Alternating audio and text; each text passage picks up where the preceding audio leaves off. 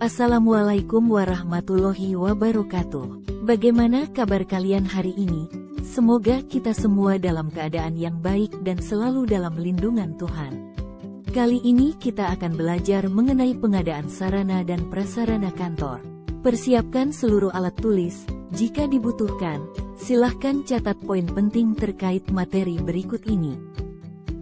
Sebelum kita masuk ke materi, perhatikan ilustrasi berikut ini. Ini adalah Tina, ia merupakan seorang sekretaris di salah satu perusahaan startup. Saat ini, ia sedang membuat proposal bisnis yang akan diberikan kepada investor.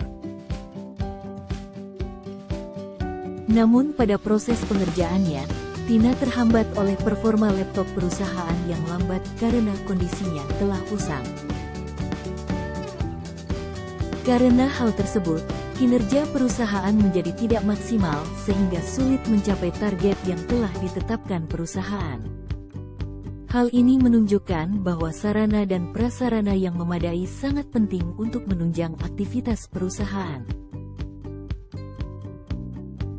Berikut pembahasan pada materi hari ini.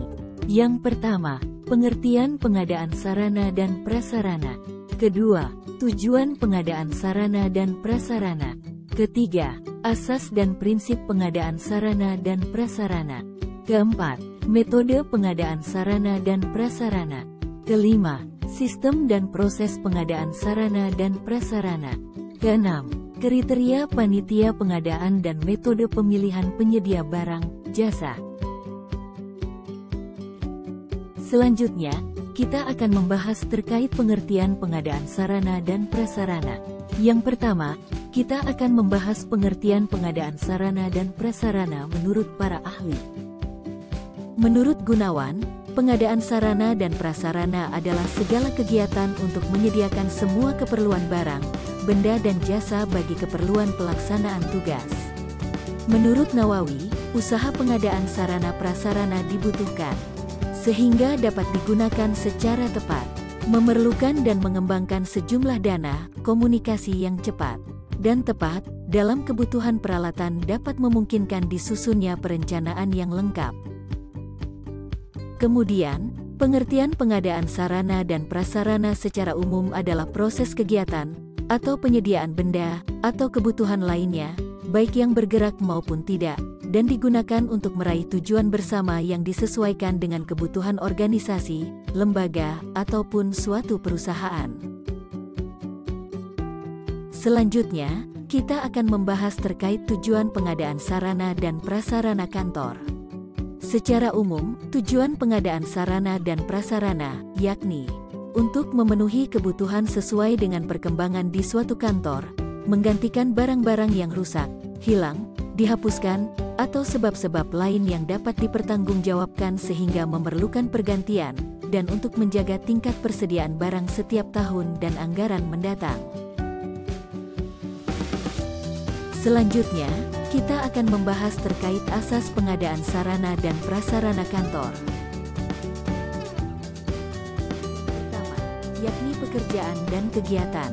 Saat melakukan pengadaan, hendaknya kita memastikan bahwa jenis dan jumlah peralatan dan perabot itu esensial, sehingga tidak terjadi pemborosan dan sesuai dengan keperluan. Kemudian yang kedua, asas keperluan disesuaikan dengan kondisi setempat. Dalam menetapkan pengadaan peralatan dan perabot kantor harus disesuaikan dengan hakikat, situasi dan kondisi masing-masing serta kebutuhan karyawan. Yang ketiga, asas fleksibilitas kegunaan dan biaya. Ada baiknya, kita mengadakan sarana dan prasarana kantor yang memiliki fungsi lebih dari satu, dan apabila seandainya di masa yang akan datang terjadi perubahan-perubahan, alat atau perabot tersebut dapat disesuaikan dan masih dapat digunakan. Yang keempat, asas nilai keindahan dan keseragaman. Artinya, kita perlu memperhatikan bentuk, ukuran dan warna alat-alat dan perabot kantor, hendaknya dapat memberi kesan yang baik bagi yang melihat. Asas yang keempat, yakni standarisasi. Maksudnya, peralatan dan perabot kantor harus dengan ukuran, bentuk, warna, dan buatannya sama di seluruh organisasi. Hal ini dapat menciptakan keseragaman dan efisiensi kantor, serta mengurangi perselisihan di antara pegawai karena perebutan peralatan yang paling bagus. Kemudian asas yang kelima, yakni kemampuan dan kelayakan. Penggunaan peralatan dan perabot kantor harus efisien dan menyesuaikan kemampuan pengguna. Pertimbangan ini sangat penting, karena unsur manusia, karyawan, menentukan apakah peralatan dan perabotan banyak dipakai atau tidak. Dan yang terakhir yakni, asas harga dan penawaran modal. Saat melakukan pengadaan sarana dan prasarana, kita perlu mempertimbangkan harga yang kita keluarkan dengan manfaat yang kita dapatkan, sehingga tidak akan terjadi pemborosan.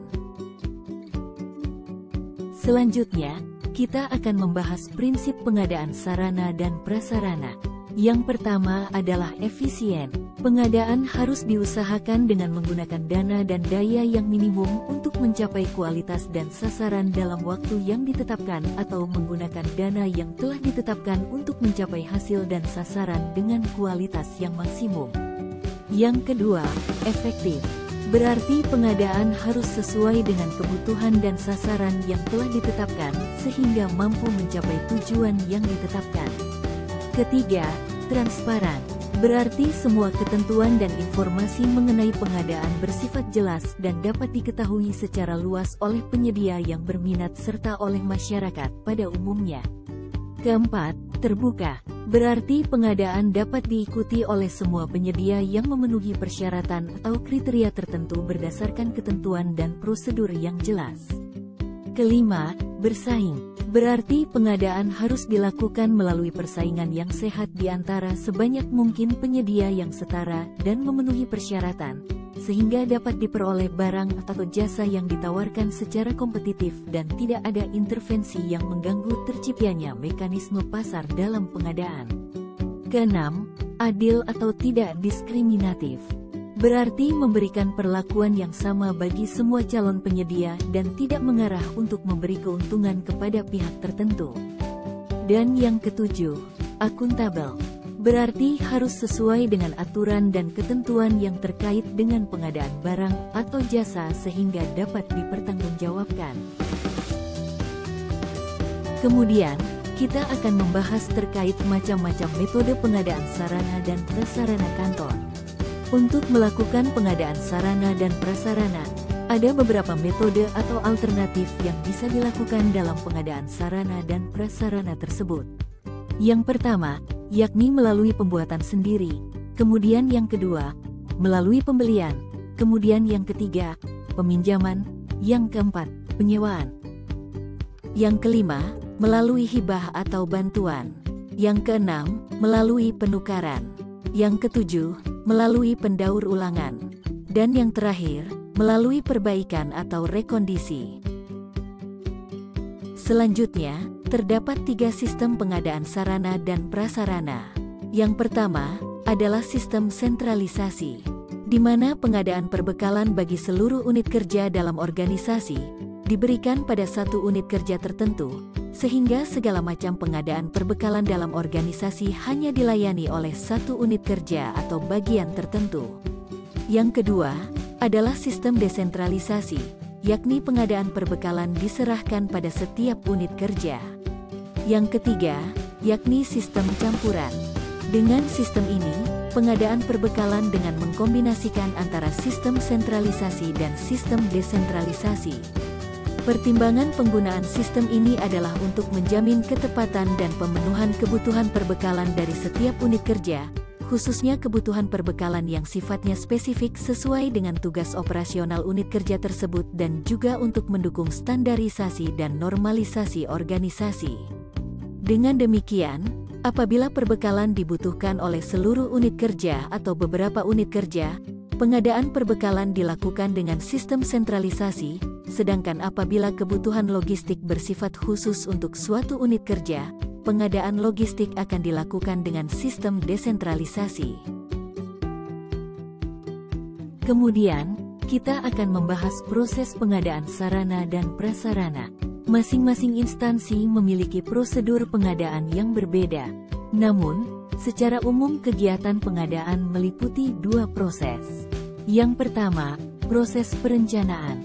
mencakup kegiatan analisis kebutuhan dan fungsi, penentuan skala prioritas kebutuhan, penyusunan proposal pengadaan, serta pembuatan draft anggaran atau biaya yang harus disesuaikan dengan ketersediaan dana untuk melakukan proses pengadaan. Yang kedua, proses pengadaan mencakup proses penentuan cara memperoleh sarana dan prasarana, seperti membeli, membuat sendiri, menerima bantuan, dan lain-lain. Dalam pembentukan panitia pengadaan sarana dan prasarana, terdapat beberapa ketentuan atau kriteria, antara lain. Yang pertama, memiliki keahlian kemampuan manajerial dan teknis yang memadai, berpengalaman, dan sesuai dengan persyaratan yang diminta oleh instansi yang memberikan proyek pengadaan barang atau jasa.